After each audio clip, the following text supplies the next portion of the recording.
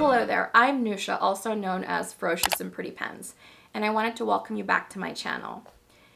I wanted to take a minute to say, for those of you that have taken the time to view my other videos, the handful of them that are out there as of now, and to subscribe, thank you. I appreciate the kind comments and the support.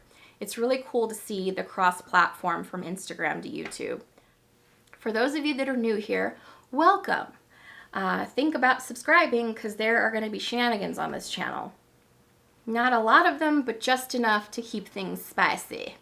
Today's topic is around how to track your fountain pen inks. I've found as I've gotten into this hobby more and more that I've accumulated a lot of ink.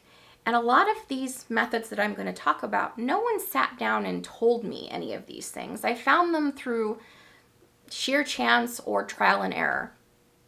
For some of you that have been in this hobby for quite a while, you may already know these things. But maybe there's a golden nugget here or there as to how I do things that you might want to adopt. If you're new to the hobby, welcome to the cult. Your robe is available in size small, medium, and large. Just kidding. This is not a cult. It's not a cult. It's a community. Welcome to the community. That's what I meant to say. Regardless, welcome. I hope that this will be even more helpful to those of you that are new. Like I said, no one told me any of these things, and maybe this information is in some forum somewhere.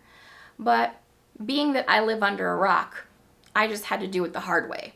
So instead of you doing it the hard way, let me impart on you the information that I have. So I'm going to talk about 5 different ways. Number 1 is digital tracking of your fountain pen inks. You can do this either with an Excel spreadsheet that you create with attributes that you think are important in your fountain pen inks and populate it as you go. Another way is using a tool like fountainpencompanion.com. This is free to sign up and free to use, and I've known about it for quite a while, but it wasn't until recently that I started using it. I find that it's super useful because as you're entering in your inks, you have the ability to flag whether or not something is a full bottle or a sample. I cannot tell you the number of times I've bought multiples of the same sample because I'm not keeping track. The other thing is it lets you flag if something has been swatched and if you've used it. So for me, I swatch all of my inks as I do my ink one-pagers. If you're interested in seeing how I do those, I'll put a card up here, I think up here or maybe up here or somewhere. But it's helpful for me to not continually buy the same thing that I may have already purchased and have. It also allows you to be connected with the community. You get to see what's in people's ink collections. There are leaderboards that are for the most number of inks altogether, the most number of bottles, the most number of samples. And yeah, I just think it's super cool. There is another part of Fountain Pen Companion that is currently inked pens that I haven't really used, which brings me to topic number 2, keeping track of your currently inked. You could use a digital way or you could use a analog way, which is what I prefer to do. Like I said, I haven't really delved into the Fountain Pen Companion one. I've been doing it by hand for a while because it allows me to see what the actual ink does in the nib of whatever pen that I have it in. And it's great because I can flip back and see what inks I've put in what pens. Yeah, I can't really look and see if there are any patterns of, inks that I use the most of or, inks and pen combos, but I'm okay with that. I'll show you a couple of ways that I've done it over the course of the last few years. I used to do it solely on Rhodia in this notebook. And I found that as I've gotten more and more into the hobby, my favorite paper is becoming Tomoe River because it tends to show sheen a little bit better and handle some of the wetter inks without feathering or bleed through. So I switched it up a little bit and I moved over to 52 GSM Tomoe River, and at some point I'll probably go to 68 GSM Tomoe River because that's like my favorite paper. And for me, currently inked is important because I usually keep anywhere from 17 to 20 some odd pens inked at a time. And when I ink them, I usually don't like to do another currently inked until I've written them all dry. I know I'm a little bit strange like that, but it's just the way that I choose to do things.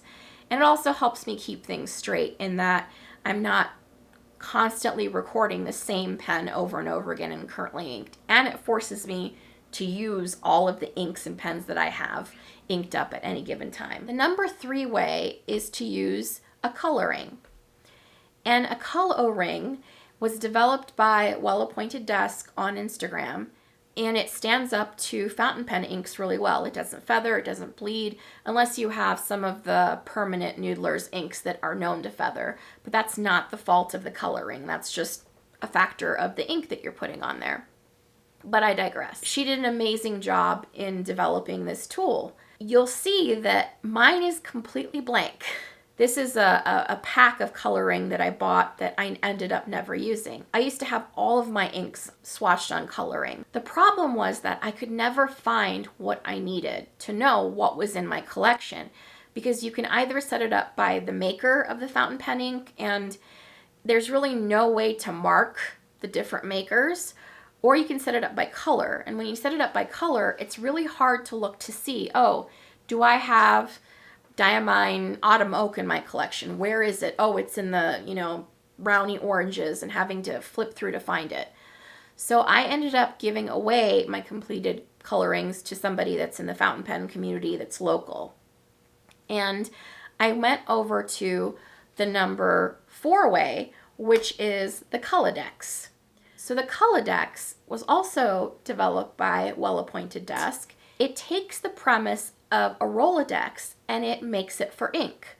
So as you can see, everything is in alphabetical order, and within those different tabs, I have by ink maker, by name of the ink, and that's how I've set it up. And it makes it super easy for me to be able to find things. On to number 5. Number 5 is creating your own Ink-cyclopedia. Now, while I still use the Col-o-dex, every ink that comes through my door has a Col-o-dex swatch card for it. But the limitation of the Col-o-dex is it's not by color, and it's sometimes hard to know if what you're seeing on the swatch card, because remember, fountain pen ink, the way that the color shows up is not just dependent on the ink itself, but it's also dependent on how wet the pen is that you use and the paper itself. So I like to use 68 GSM Tomoe River for my normal writing. And sometimes the color that appears on the paper for the coloring and the Col-o-dex doesn't always translate to what I end up seeing on the actual paper. So I decided to make my own set of Ink-cyclopedias. Now I have 2 of them.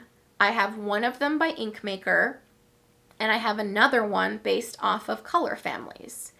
And I will do another video after I finish recording this one specifically on the Ink-cyclopedia, how I set it up, why I set it up that way. So once I get that all taken care of and squared away, I will post it up here. Note to future me, post it up here after you film it and edit it. So yeah, the Ink-cyclopedia has become a favorite tool of mine. But with that said, I use all of these different ways, each of these 5 different ways, in some form or another to continue to stay in this hobby. I use Fountain Pen Companion for the digital storage of my ink collection. I do handwritten currently inked so I can keep track of what's in what pen. I do still use the coloring paper every once in a while if I'm unsure about an ink color, just to do a quick swatch test. I use the Col-o-dex religiously for every ink that comes through the door, and I use these 2 books of my Ink-cyclopedia Newsha on a fairly religious basis to decide on what color I want to put in a certain pen, to develop color stories. And sometimes I'll use them in conjunction with one another. So I might use something from the Col-o-dex and open up the Ink-cyclopedia and start comparing, or I'll pull up Ink-cyclopedia by maker and Ink-cyclopedia by color and start to put things next to each other. Basically what I'm saying is that there's multiple different ways that you can do this. At the end of the day, it's important to find a way that works for you so that one, you're keeping track of what's in your collection, and two, you're not overbuying things. That's one of the main reasons why I started the Ink-cyclopedia, was one, to be able to see what it looks like on actual paper that I like to use, and two, how many of the same frickin' blue do I need? I don't need 10 bottles of it. Now, with all of that said and me showing you how I do things, how do you do things? Do you use some of these methods? Do some of them work for you and others they don't? Do you do something completely different? Share it in the comments. I'd love to hear. And while you're at it, don't forget to like and subscribe. Until the next time we meet on this YouTube channel, remember, keep writing.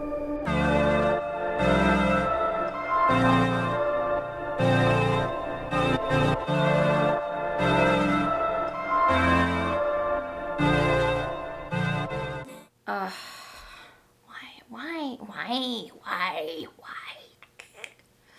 Welcome back to my channel. Why am I so awkward? Pretty pens. Your mother is a whore, Trebek. And I blend in with the background. Wee. Ay. Why can't I just say what I need to say? Just say it.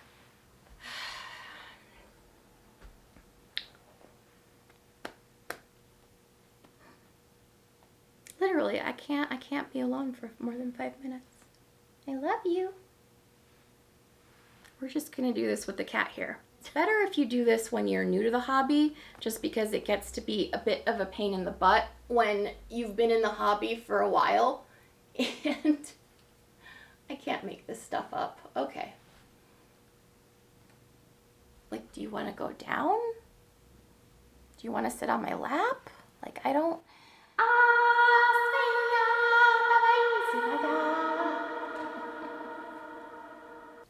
Okay, so you're purring, that's good. Today's topic is, because I'm Sean Connery. Now Stella has the zoomies. I can't work in these conditions! I'm just all twisted around. Oh my god, what's that about?